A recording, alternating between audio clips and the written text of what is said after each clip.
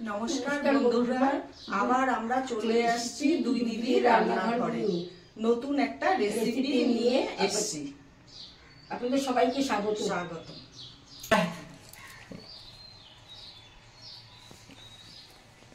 আজকের রেসিপি হলো আলু জিরা নিরামিষ। আর সেটার জন্য যা যা উপকরণ লাগবে আমি সব কেটে ধুয়ে পরিষ্কার করে সাজিয়ে নিয়েছি। আমি উপকরণগুলো বলে দিচ্ছি।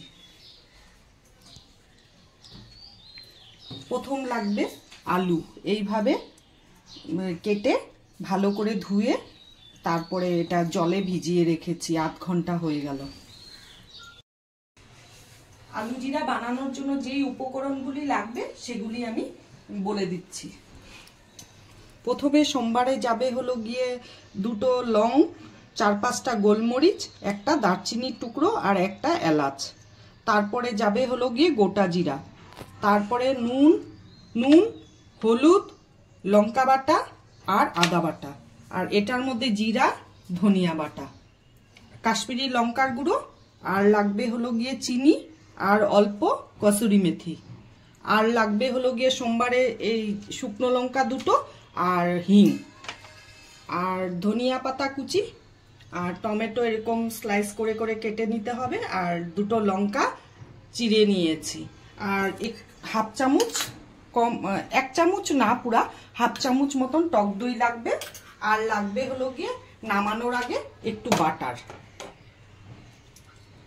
সরষের তেলটা দিয়ে রান্না করব আমি, কেউ চাইলে রিফাইন তেলও করতে পারে। আমি আলুটা সেদ্ধ বসাচ্ছি।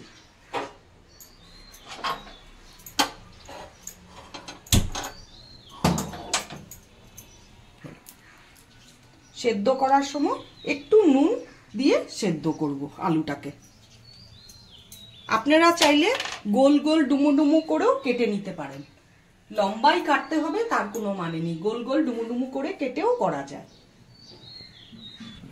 হালকা সেদ্ধ হবে, তারপরে নামিয়ে জল ঝরিয়ে তারপরে উপকরণটা নেক্সট স্টেপে দেখাবো আমি। আলুটা এখন সেদ্ধ হয়ে গেছে, ফুল বয়েল করব না, এটা হাফ বয়েল। এখন আমি নামাবো। মোটামুটি 50%।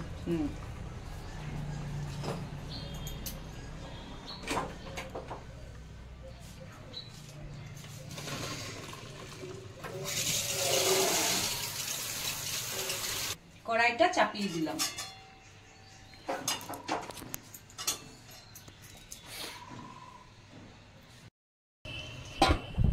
আলুটা এখন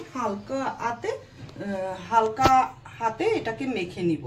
একটু হলুদ দিলাম আর একটু নুন দেব, খুব সামান্য পরিমাণে নুন, আর একটু কাশ্মীরি লঙ্কার গুঁড়ো। দিদি মাখো এটাকে কালারের জন্য এটা কাশ্মীরি লঙ্কার গুঁড়ো।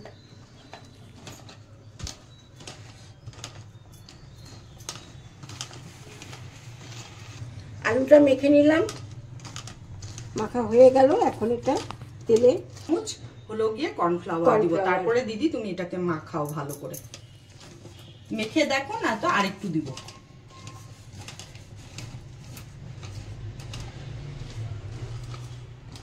একটু ভেজা ভেজা মনে হচ্ছে, একটু ভেজা ভেজা লাগছে, আর একটু দাও সামান্য, আরেক স্পুন দিয়ে দিই। দিয়ে দাও।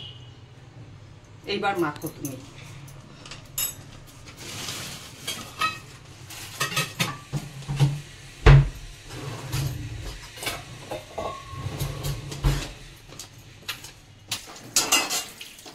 এবার কড়াইতে তেল দিয়ে দিব আলুটা ভাজার জন্য।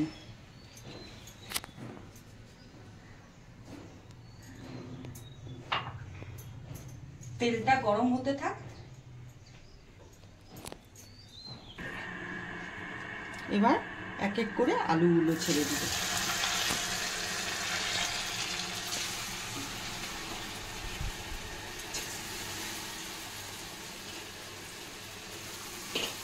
অল্প অল্প আলু দিয়ে ভাজতে হবে, একসাথে বেশি দেওয়া যাবে না।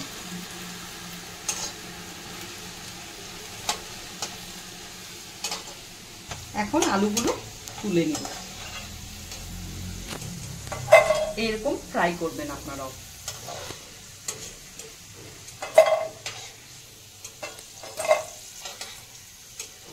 আলুটা যে ফ্রাই হয়েছে আমি স্টিলের বাসনে উঠাচ্ছি, একটা আওয়াজ হচ্ছে, ঠিক এইভাবেই ফ্রাই করবেন আপনারা।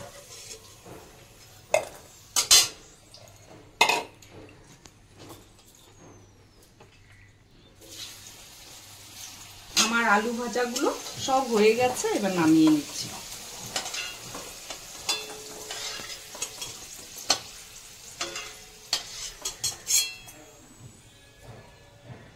ঠিক এইভাবেই ভাজবেন আপনারা।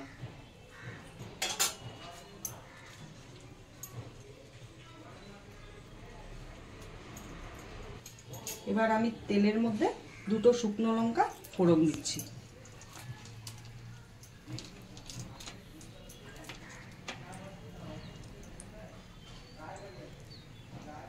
এবার আমি ফোড়নে দিয়ে দিচ্ছি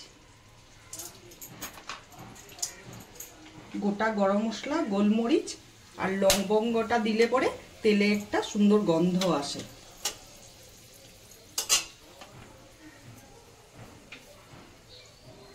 এবার জিরেটা দিয়ে দিব আমি।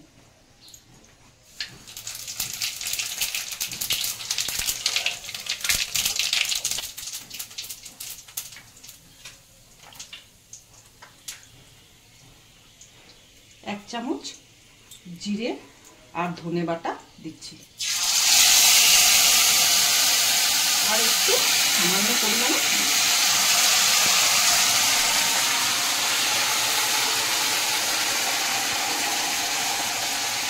এবার হলুদ দিচ্ছি, এক চামচ দিলাম আর হাফ চামচ আরও দিচ্ছি। কাশ্মীরি লঙ্কার গুঁড়ো এক চামচ দিচ্ছি, আর একটু দিচ্ছি কালারের জন্য। আদা লঙ্কা বাটাটা দিয়ে দিচ্ছি। এবার আমি মশলাটা ভালো করে ভাজবো।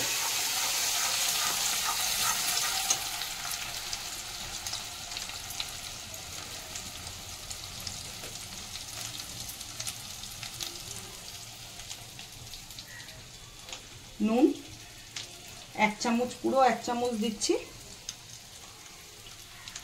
আরও এক চামচ দিচ্ছি।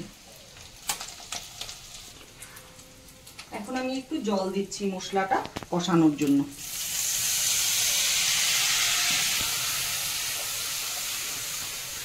আপনাদের কাছে যদি শিলনোড়া না থাকে তাহলে গুঁড়ো দিয়ে করবেন, ধনে গুঁড়ো, জিরে গুঁড়ো।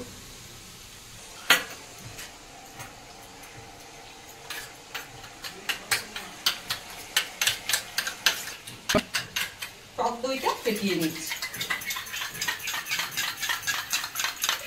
ভালো করে ফেটাবেন টক দইটাকে, নালে তেলে পড়লে ফেটে যায়। আমি ফোড়নে হিংটা দেইনি, নালে গন্ধটা চলে যাবে। এখন আমি মশলা ভাজার সময় একটু এক চিমটি হিং দিয়ে দিচ্ছি।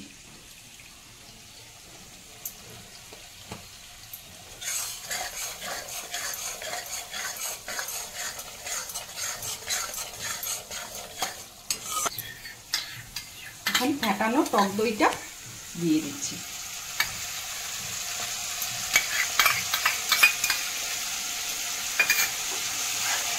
টক দই দিয়ে খুব নাড়তে হবে, নাহলে ফেটে যাবে। এবার আমি চিনি দেব, কেন কি টক দই দিয়েছি, টমেটো পড়বে, না হয়তো একটু টক টক হবে, তার জন্য ব্যালেন্স, নুন মিষ্টিটা, নুন ঝালটা ব্যালেন্স করার জন্য চিনি দিচ্ছি। এক চামচ দিলাম, আরও এক চামচ দিচ্ছি, আমার চামচটা খুব ছোট, আরও হাফ চামচ দিলাম।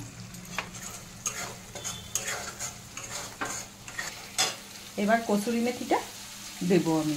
কসুরি মেথিটা হাতে একটু ক্রাশ করে দিবেন এইভাবে, তাহলে গন্ধটা ভালো আসে।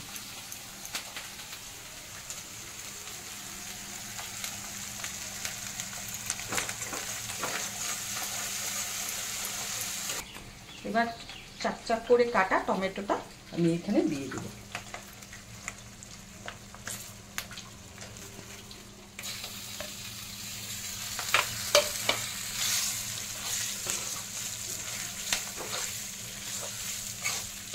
দেখুন মশলাটা ভাজা হয়ে গেছে, তেল ছেড়ে দিয়েছে মশলা দিয়ে।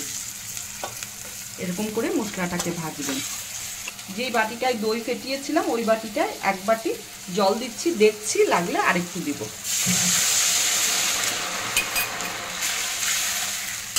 আর একটু জল লাগবে। এখন 1/2 বাটি জল আরো অ্যাড করছি।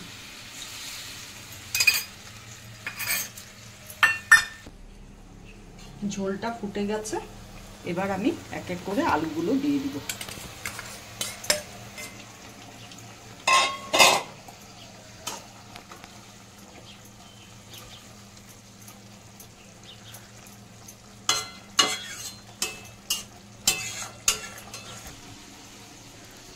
আলু জিরা কমপ্লিট। এবার আমি চেরা লঙ্কাগুলো দেব আর ধনে পাতাটা উপর থেকে দিয়ে দিব। আর একটু বাটার দেব, ঠিক এতটা পরিমাণে আমি বাটার দিচ্ছি। আমি 4টা মাঝারি সাইজের আলু দিয়ে করেছি, আপনারা চাইলে বেশি আলু দিয়ে করবেন আর মশলার পরিমাণটা তখন বাড়িয়ে দিবেন। আর আপনারা যেরকম ঝাল খান সেই অনুপাতে আপনারা ঝাল দিবেন।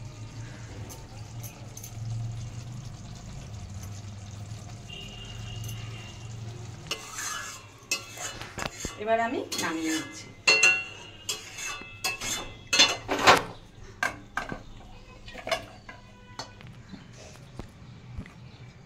আমাদের রান্নাটা কমপ্লিট, আলু জিরা। আর যদি আপনাদের ভালো লাগে তাহলে বলবেন কমেন্ট করে, তাহলে আরেকদিন আমি আমিষভাবে পেঁয়াজ রসুন দিয়ে করে দেখাবো। Tata tata. মনা, খেয়ে দেখ কেমন বানিয়েছি আমি আর মা মিলে। চামচ দিয়ে খাবো না হাত দিয়ে খাবো ভাবছি। দেখি খেয়ে। চামচ দিয়েই খা।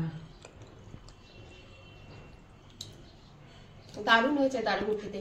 আপনারা এভাবে বানিয়ে ট্রাই করে দেখবেন। আমাদের যত সমস্ত রেসিপি যাচ্ছে সব লাইটের মধ্যে, কোনো হেভি কিছু নেই, না তেল মশলা বেশি আছে না কিছু আছে, সবাই খেতে পারবে, কারো কোনো প্রবলেম হবে না। ঠিক আছে, ট্রাই করবেন, নতুন নতুন রেসিপি আরো দেখতে পাবেন অনেক। আর ভালো লাগলে অবশ্যই ভিডিওগুলো কমেন্ট তো করবেন, শেয়ার করবেন বেশি বেশি করে, লাইক করবেন আর সাবস্ক্রাইব অবশ্যই করবেন। আপনারা ভিডিও দেখছেন কিন্তু সাবস্ক্রাইব করছেন না, অবশ্যই সাবস্ক্রাইব করবেন যাতে আমরা আরো সামনের দিকে এগিয়ে যেতে পারি এবং উৎসাহিত হই ভিডিওগুলো করার জন্য। ঠিক আছে, তাহলে আজকের জন্য এখানেই টাটা, আবার নতুন ভিডিওর সঙ্গে দেখা হবে।